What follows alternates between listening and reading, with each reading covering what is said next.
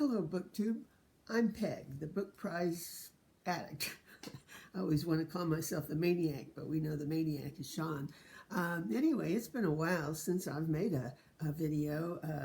I'm well known for loving to read all the books on a prize and talking about prizes, and just haven't been doing it for a while, but I want to say how much it's meant to me to listen to other people talking about books here on BookTube. It's been kind of my saving grace when I can't read, when I'm too jangled to read. I can at least listen to you all talking about books. So I figured I'd owed something to all you people who've continued to make great videos by making one of my own. And actually, this is a book prize that hardly anybody seems to have heard of. It's probably my favorite prize, and it's been around quite a while. It's called the Best Translated Book Award, and it's, you might say, the American version of the Booker International. Actually, it comes at the very same time. I know there's been quite a few of you are reading the Booker International books, and the shortlist just came out. I'm sure more people will be reading those. And I can hardly find anything about the BTBA, I'll just call it. That's how they call it for short, but there's a little bit about it. It's run by University of Rochester, a group there. There's also a publisher there called Open Letter. That's not to be confused with Steve Donahue's review thing called Open Letter, but they specialize in translated novels, and they tend to go a little towards the avant-garde, which I kind of like. Anyway, so they come up with 25 books of translated fiction on their long list. There's also poetry, which I don't really read. And the way they get 25 is, I guess they have quite a few judges, and the judges first vote together on what books they want, and I assume they come up with like 15 that way. And then they allow each judge to put in a selection of theirs that didn't make it. So that gives you a wonderful combination of books that most people have heard of, translated books, and then there's the outliers, I call them, that I usually haven't heard anything about, and I kind of enjoy those the most. You can kind of tell when you go through the list which those are.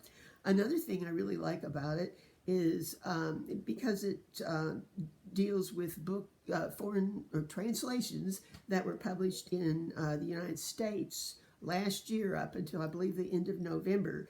The books are quite easy to get. Either actually Scrib has a lot of them. It tends to deal with these not so well-known translations. So if you have a Scrib membership, which I think they're offering for free if you don't already have one, a lot of these I have been able to find through the years on Scrib. Most of them are available on Amazon. The thing is, they only have to have been published in the U.S. in the last year, in 2019. Sometimes they're old books, older translations that have been published in England years ago. So it might appear that there's books coming up that, you know, people have read years ago, and now they're up for a prize for the 2020 prize, but that's why. Also the difference between the BTBA and the Booker International is that they allow books which the author has died. In the Booker International, they have to still be alive and able to accept the prize. But so some of them sometimes are older books that have either been retranslated or never translated. So anyway, I just feel like it has some real unusual books in it, and I'm going to make a stab at reading all 25. I don't have anything else to do these days but sit around and read. The prize will be announced on May 27th. I'm not sure when the shortlist will be announced, but if it's announced before I finish reading the long list, I just won't look at it, because I want to read these with no, thought at all what they are, what people think of them. I just want to read them cold. Anyway, so I'm going to try to read 5 a week until that should take me to the middle of May sometime, and talk about them. I'm not going to make a huge review of them, but I'm just going to talk about them a little bit. So I have I have the link below on where you could see what all 25 plus the poetry 10 are, and learn a little bit more about the BTBA. But I'm going to just talk now about the first 5 alphabetically by author that are on the list. I decided to do this way, just read down the list, because otherwise I'll pick out all the short, easy ones to do first, and that's not a good idea. So I'm just going by the alphabet. So anyway, I'm going to just talk a little bit about each of these. The first one, I want to also say that one of the differences in the past has been this book, which is this prize, which is, of course, takes place in North America, tends to include more South American authors and not as many European, like the Booker is usually quite European. This seems to be a little different, though. In fact, there are 2 from France on these first 5. So anyway, but our first one is The Wind That Lays Waste, that was comes from Argentina, and it is an interesting kind of, you might say, road trip. A young girl and her father, who's a minister, an evangelical minister, and they travel around the country in an old car having what we used to call revivals or preaching. And there's, of course, things that go on. Often the girl is, it's kind of in her mind. She's not the exact narrator, but it's in her mind what goes on. And she's not real happy with this life as she grows to be a teenager. Anyway, but their car breaks down out in the, what we would call boonies somewhere, and they find this old mechanic junkyard thing where the guy's going to fix it. And there's 4 characters. There's the preacher and his daughter, the guy that fixes the car, and he has a young boy there. It's a long story how that happened, but he has a young man living with him and helping him with his mechanic fixing things. So they're there like 3 days or longer than they plan to be, and it's a wonderful in music you'd call it chamber orchestra, but with these 4 characters and the things that go on between them, the surprises it makes. It's also quite realistic in portraying the kind of junkyard that they're right next to, and some things happen in the junkyard. If you've ever been around a junkyard, you know how kind of creepy they are, because you wonder as you go from car to car which ones people died in the accident or whatever. It's just a strange feeling, and she brings out that feeling very well. I just want to say that the things that go on between these 4 people in this kind of desolate, old, junky place is what makes a great novel. On the back it says that this book is elegant and stark, a kind of emblem or vision from the far edge of things, arrested and stripped to its essence.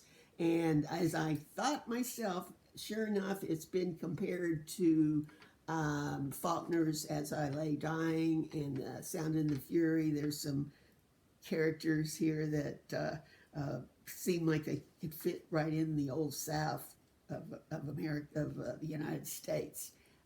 So anyway, it's short, but makes a great impression. I mean, a definite impression. Okay, the next one is called The Book of Collected Damage.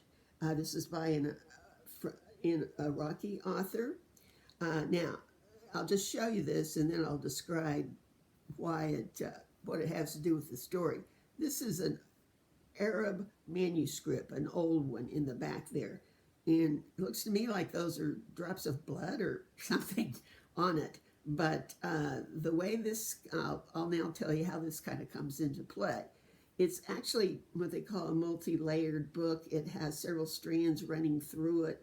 The one that's first and major is told from a young Iraqi man's point of view. It's much like the author. The author has, it's, you might say, a little bit of autofiction, has gone through this, but his family has come to the U.S. in 1991 after the first Gulf War, and they've lived there, and he's gone to college and here and working on his doctor's degree, and he does major in Arab literature, but he goes back to Baghdad on a job with some people, and it's very well done. If you've ever gone back to a place that you barely remember and you seeing the things and remembering how they used to be, that part is really well done. The second strand is a bookseller he meets there in an old bookstore. This man, he gets to know him quite well and learns that this is where it gets a little bit strange, but he's writing a manuscript on the collateral damage of the war when the Americans came in and bombed them. This is the first one. And he shares some of it with with the Namir, who's our person who's now American, but he still speaks very well, and nobody realizes he's been gone from Iraq for that long. Anyway, they form a contact over this, and there's much made of this manuscript and the things that were destroyed in the war. And this is where the next thread comes in that's real hard to follow.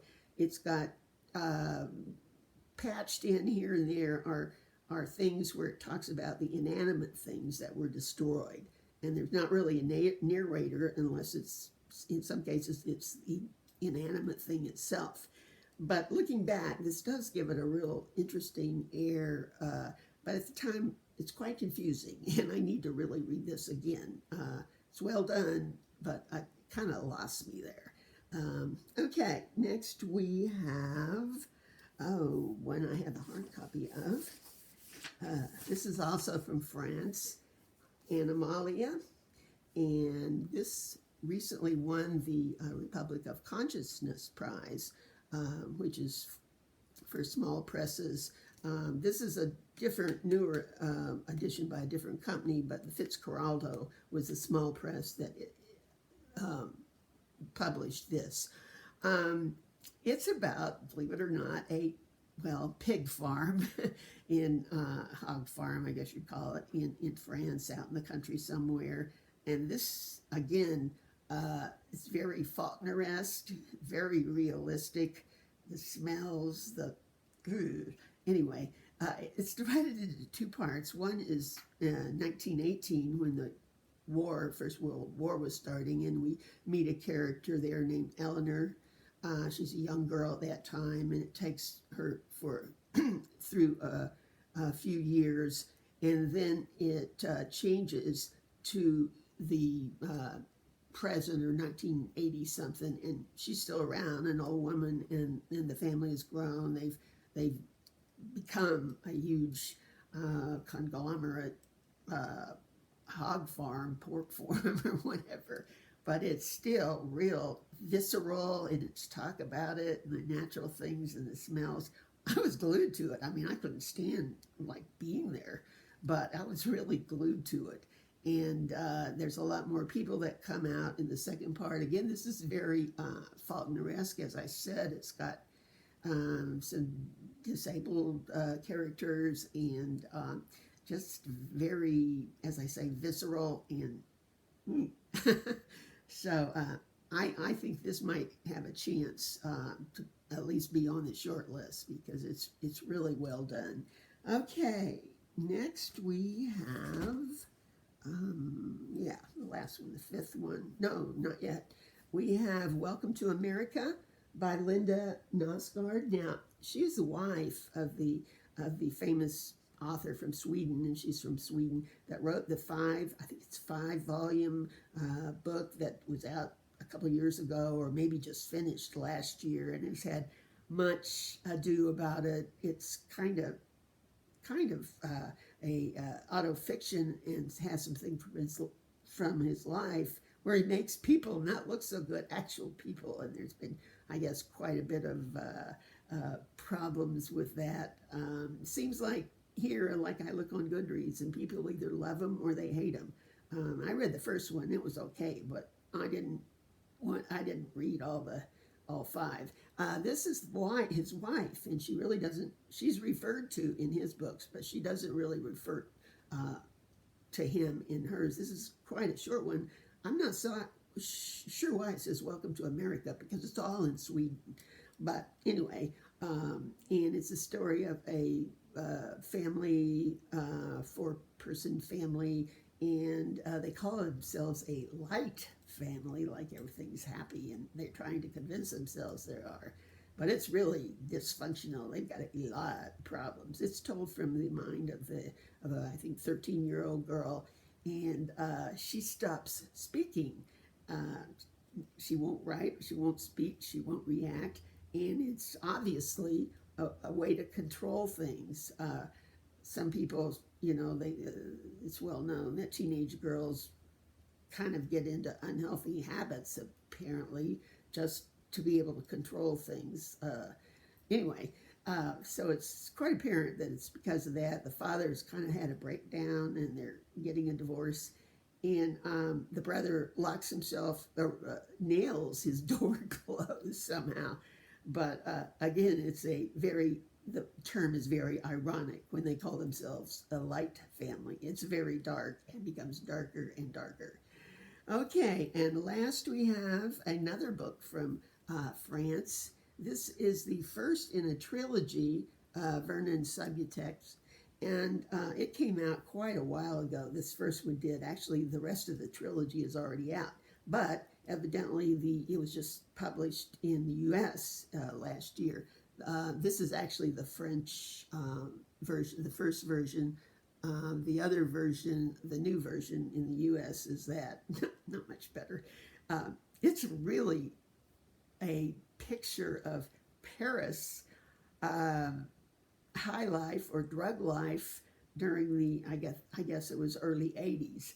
It centers on a 50-year-old man who owned a record shop back when that was popular, and he was well known in the music world and adulated, got all the women he wanted, and now he loses his record store, and all of a sudden he's out on the street. But he knows all these famous singers and tries to get back into that life, and it's very realistic. The drug life and the music life of Paris during those times. I'm probably gonna read the other two because it kind of, again, I can see on Goodreads people either love it or hate it, and I really liked it quite a bit. Okay, that's it. Wow, this is longer than I thought it would be, but I'll hope to be back next week with 5 more of these. Meanwhile, take a look at the BTBA if you get a chance. Okay, bye.